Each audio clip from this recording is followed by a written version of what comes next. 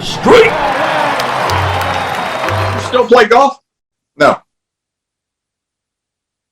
No, warranty ran out on all my parts. I just sort of didn't enjoy it, but at the same time, I had 78 chips taken out of my shoulder from the foul balls and tore up the cartilage. I had to reattach my bicep.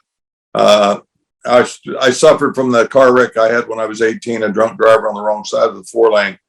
And I've got boys now, they're 17 and 13, and then Bobby's 33. So right now, my whole life is centered around tennis, soccer, school, fixing breakfast, getting them off to school at 7 o'clock in the morning, feeding them at night. And I'm perfectly happy. I haven't made a bogey in quite a while. You used to play quite a bit, though, didn't you? Yeah, I played 9 senior tour events. Yeah, I played well through a period of time, and then that drunk driver, when the impact was on I went out to pass a bus on a 4-lane highway, and here's the drunk driver on the wrong side. Hit my brakes, hit me right in the door, and the doctor said, "You're going to pay for this later on in your life." So I had to have both hips replaced because of the impact right on the door. And I've got like 5 or 6 bad discs, but I'm a catcher, you know. There's a high drive to deep right center. That one is going, and it is gone in the upper deck. A tremendous drive on a high outside pitch by Johnny Bench. I was just about to say that Blue doesn't give up many homers either.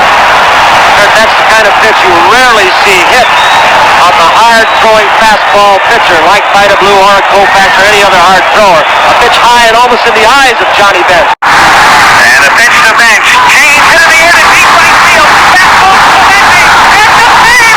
He's done. The curveball's high to throw by Bench. And he's out for second base. Joe Morgan took the throw.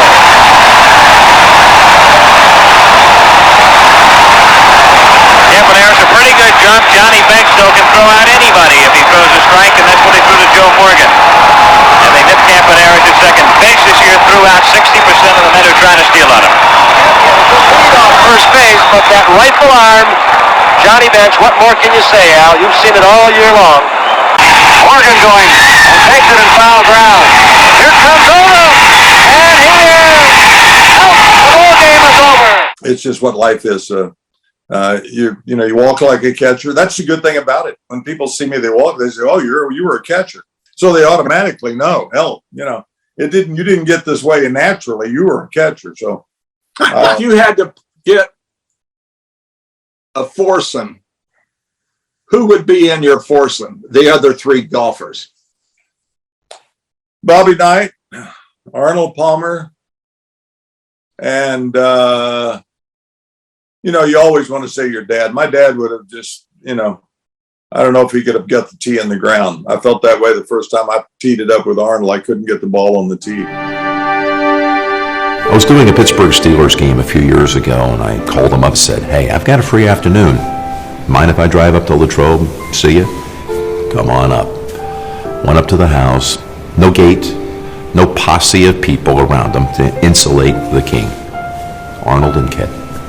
And after an hour visit, it was time to get back in the car, and Arnold walks me to the car. I come down the driveway, and I just happened to take one last look up at the house, and I'm glad I did. There was Arnold at the top of the driveway, waving goodbye. Now, there are a lot of people that are big, even more so they think they're big. I don't know how many would have that scene right there play out. That's Arnold Palmer. That's the kind of man he is. I was fortunate enough when I retired. My manager at the time, Mike Burnett, told me one day we have an opportunity that we're going to play, the 4 of us, McCormick and Mr. Palmer and Mike Burnett and myself, and we played Bay Hill. And one of the par 3s was over water. Mr. Palmer said, "I think it's a 3-iron. And his caddy said, no, Mr. Palmer, it's a 2-iron. And he hit his 3-iron short, and he hit it into the water. And his caddy said, "I told you, Mr. Palmer, it's a 2-iron. And he put another ball down on the ground and hit the 3-iron, and he knocked it in for a 3. And he looked at the caddy and he said, "I told you it was a 3-iron. And I was like, oh my goodness, this is one of the greatest things I've ever seen in my life. Arnold was the king.